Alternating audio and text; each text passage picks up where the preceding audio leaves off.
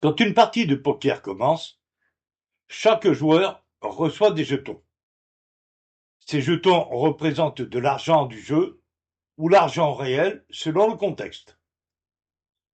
Avant que les cartes soient distribuées, deux joueurs doivent généralement payer des mises obligatoires appelées les blindes.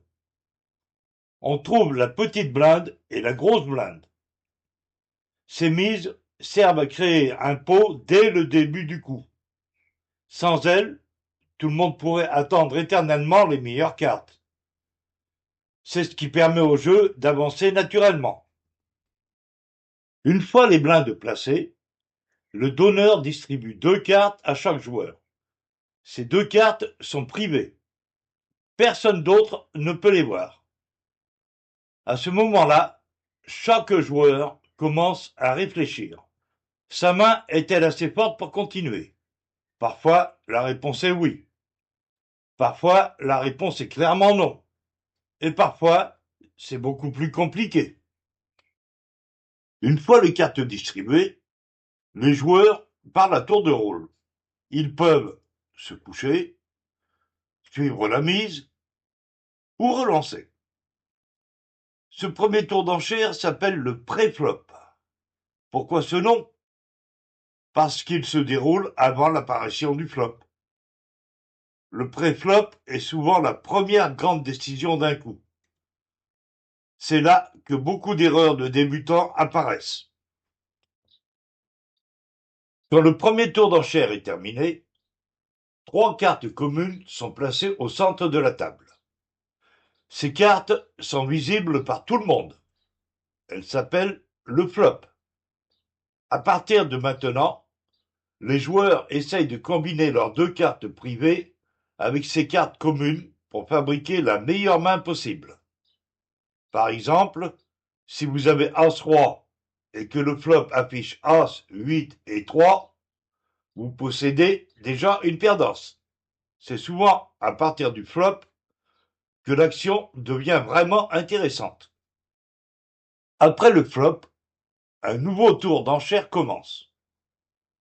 Les joueurs peuvent maintenant checker, miser, suivre, relancer ou bien se coucher. Le pot commence parfois à grossir rapidement. Plus les joueurs pensent avoir une bonne main, plus les mises augmentent. Après le flop et son tour d'enchère, une quatrième carte commune apparaît.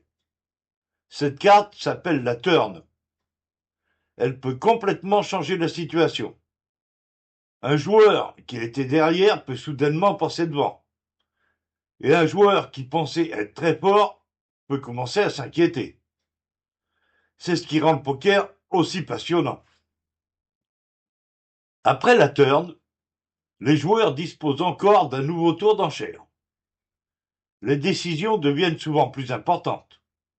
Le pot est plus gros. Les erreurs coûtent plus cher. Et les joueurs commencent à avoir une idée plus précise de la force de leurs mains. Ensuite arrive la cinquième et dernière carte commune. Cette carte s'appelle la river. À ce moment-là, toutes les cartes du tableau sont visibles. Il n'y aura plus aucune nouvelle carte. Chaque joueur connaît donc sa main définitive. Après la river, un dernier tour d'enchère a lieu. C'est souvent le moment des grosses décisions. Faut-il miser? Faut-il suivre? Faut-il abandonner? Une seule erreur peut parfois coûter tout un tapis. Si au moins deux joueurs sont encore présents après la dernière enchère, on arrive au showdown. Le mot showdown signifie simplement montrer les cartes. Chaque joueur révèle sa main. On compare alors les combinaisons. La meilleure main remporte le pot. Parfois, un joueur gagne avec une énorme combinaison. Mais parfois, une simple paire suffit. Tout dépend des cartes détenues par les adversaires. Peut-on gagner sans montrer ses cartes? Oui, et cela arrive très souvent. Si tous les adversaires se couchent avant le showdown, le dernier joueur encore en lice remporte directement le pot. Il n'a même pas besoin de montrer ses cartes. C'est l'une des particularités du poker. On ne gagne pas uniquement avec les meilleures cartes. On peut aussi gagner parce que les autres abandonnent. Pour résumer simplement, une partie de Texas Hold'em se déroule toujours de la même façon. Les blindes sont placées, chaque joueur reçoit ensuite 2 cartes privées, c'est ce qu'on appelle le pré-flop. Un premier tour d'enchère a lieu. Puis arrivent 3 cartes communes au centre de la table. C'est le flop. Un nouveau tour d'enchère débute. Ensuite, une 4e carte commune est ajoutée. C'est la turn. Alors, encore un nouveau tour d'enchère commence. Puis arrive la 5e et dernière carte commune, la river.